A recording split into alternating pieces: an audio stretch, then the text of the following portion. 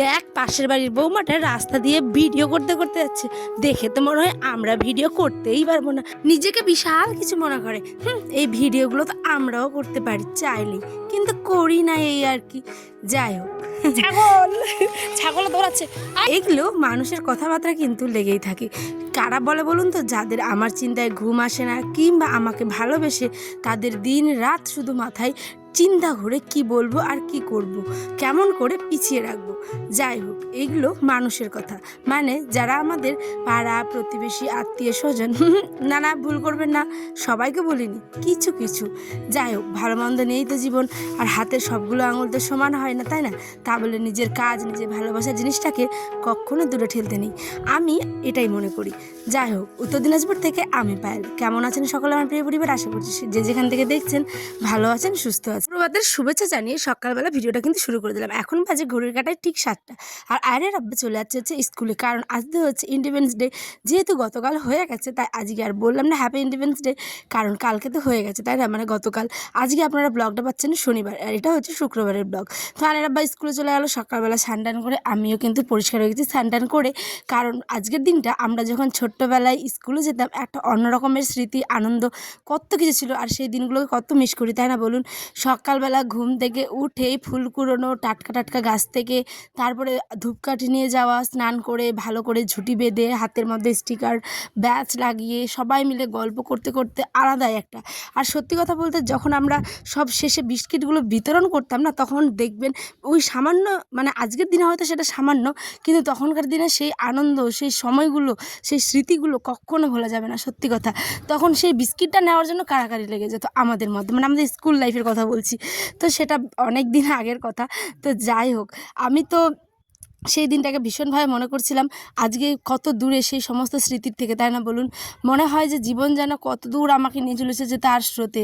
সত্যি কথা বলতে, আমি সেই দিনগুলোকে খুব মিস করি। মানে আমরা প্রত্যেকেই হয়তো, তাই না, কম বেশি আমরা মানুষেরা প্রত্যেকেই সেই পুরনো দিনগুলো, পুরনো স্মৃতি, স্কুল লাইফ, কলেজ লাইফ, কত কিছু মিস করি, তাই না? আজকে এমন একটা দিন যে আমি বাইরে অন্তত যেতে পারছি না, যে একটু পতাকা উত্তোলন দেখবো বা কোনো কিছু, কারণ আমার যেহেতু ছোট্ট আয়ন সোনা বাড়িতেই থাকে, আমার অনেক কাজ পাড়ায় আমাদের হয়, কিন্তু একটু দূরে, তো তাই আর যেতে পারি না একা।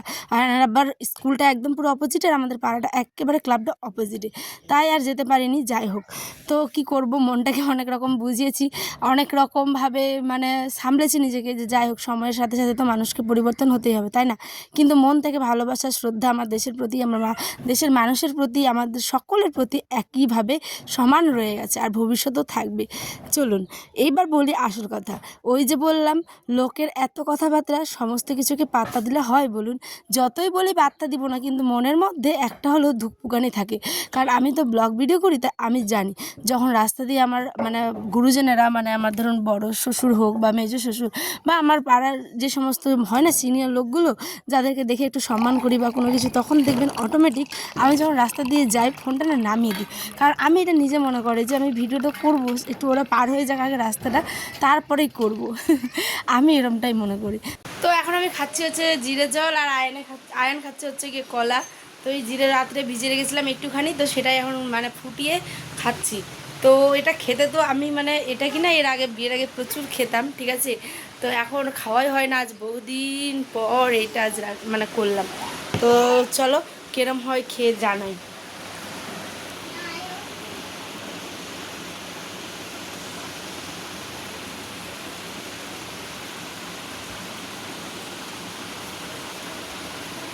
ভালোও না, আবার খুব একটা খারাপও না বলা যেতে পারে, কারণ এটা টেস্টটাই এরকম, তাই না?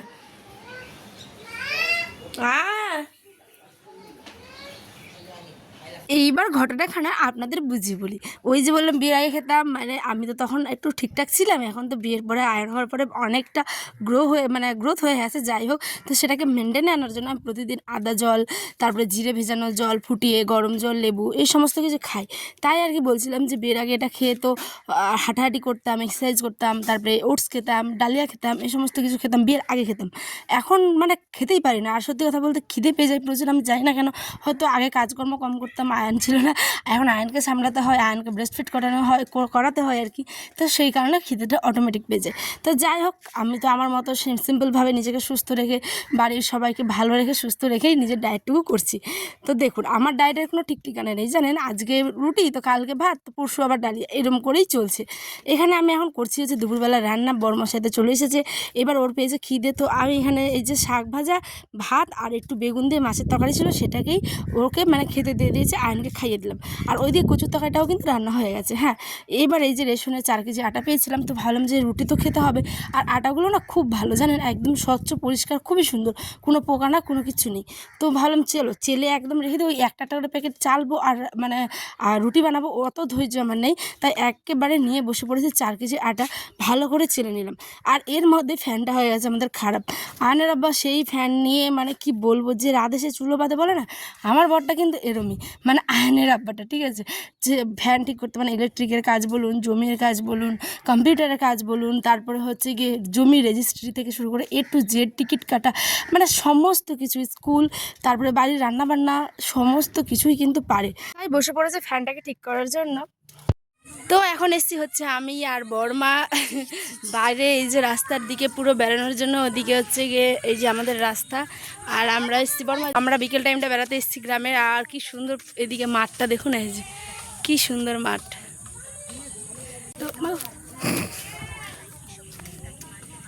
তো এই যে মাঠের দিকে এসেছি ঘোরার জন্য, বলতে এটা হচ্ছে কি আমাদের একদম বাড়ির থেকে একটু দূরেই মাঠ, তো বিকেল টাইমটা বেড়াতে হয়, সেই জন্য বড়মা, আমি সবাই মিলে, আয়ন সবাই মিলে, যেহেতু বিকেল টাইমটা লোক আছে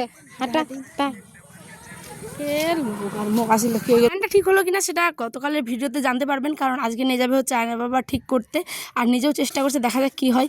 আর এই যে বললো বর্মা লোক আসছে, মানে আমাদের এখানে একজন শ্বশুরমশাই যাচ্ছিলেন, তাই ভিডিওটা করিনি, তখন অফ করে দিয়েছিলাম, এদিকে কিছু ছবি তুলছিলাম, রিলস করছিলাম, আর তারই মধ্যে ঘটে গেল এমন অঘটন, মানে ঝমঝমিয়ে পুরো বৃষ্টি বন্ধুরা, কি বলবো, জাস্ট খালি বেরোলাম মানে বাড়ি থেকে 1-2 পা হাঁটতে না হাঁটতে এরম একদম, জানলে আমি যেতামই না। যাই হোক, কী আর করা যাবে, ঝড় বৃষ্টি তো আর বলে কয়ে আসে না, খুবই গরম ছিল প্রচণ্ড কালকে, আর আজকেও গরম আছে, ভ্যাপসা গরম এক প্রকার, কেমন জানি একদম।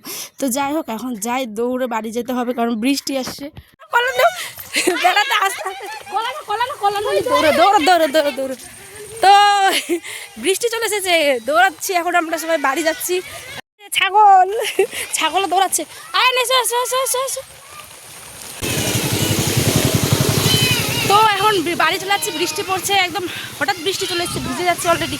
চলো জাস্ট আয়নকে ওর দাদি নিয়ে নিয়েছে, ওখানটায় রাস্তাতেই আছে, আর আমি দৌড়ে আসলাম, বাপরে বাপ কি প্রচুর ঘেমেছি। তো তাড়াতাড়ি করে আসলাম, এখন বৃষ্টি শুরু হয়ে গেছে। বেড়াতে গেছিলাম, দেখতেই পেলেন, বেড়াতে আর কোন হাটে গেলাম আর আসলাম দৌড়াতে, বৃষ্টি পুরো মানে শুরু হয়ে গেছে ঝমঝমে, আর প্রচুর গরম ছিল যেহেতু আজকে। তো আজ দেখুন বৃষ্টি শুরু হয়ে গেছে, এই যে ঝিরিঝিরি করে বৃষ্টি পড়ছে, এদিকে ভিজেছে উঠানটা, এদিকে আবার শুকনো। তো যাই হোক, বৃষ্টি চলবেই। তো বন্ধুরা, ব্লগটা এখানেই শেষ করছি, কেমন লাগলো অবশ্যই কমেন্টে জানাতে ভুলবেন না। আর কি বলবো, এইটুকুই ছিল আজকের ব্লগ। তো কেমন লাগলো অবশ্যই জানাবেন, দেখা পাবেন ব্লগে। সকালে ভালো থাকবেন, সুস্থ থাকবেন, আর অবশ্যই দেখতে ভুলবেন না এসপার লাইফস্টাইল ঠিক 5টার সময়। সকালে ভালো থাকবেন, সুস্থ থাকবেন, টাটা।